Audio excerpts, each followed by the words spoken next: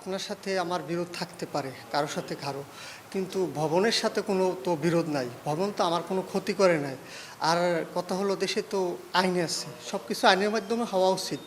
আপনারা যেটা করেন, প্রচার করেন বা লেখেন বা দেখান ভিডিওতে, এগুলো তো তথ্য মন্ত্রণালয়ের একটা নিয়ম কাঠামো আছে, আইন এই ভিতরেই তো আপনারা সব কিছু সম্প্রচার করেন।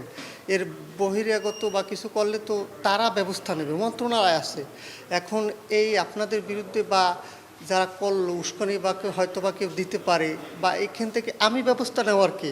আমারা যদি কেউ উস্কানিমূলক উস্কাই দেয়, তাহলে আমি কেন আপনার বিরুদ্ধে ব্যবস্থা নিব? আমি ব্যবস্থা নেওয়ার কে? দেশে আইন আছে, আপনাদের একটা মন্ত্রণালয় আছে। আর প্রথম আলো তো বাংলাদেশের, শুধু এখন না, বিগত এক যুগের মনে হয় বেশি সময় অনেক আগে থেকে আপনারা শীর্ষে আছেন। আমি মনে করি তাদের বিরুদ্ধে এখন আইনগত ব্যবস্থা নেওয়া উচিত।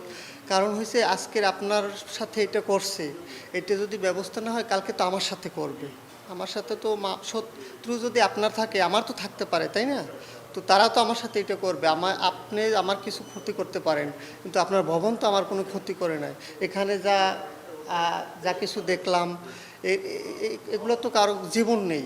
যাদের জীবন নেই, অস্তিত্বহীন, তারা তো মানুষের ক্ষতি করা সম্ভব না। তাদের বিরুদ্ধে যারা এগুলো করছে, তাদের বিরুদ্ধে কঠোর ব্যবস্থা নেওয়া উচিত বলে আমি মনে করি।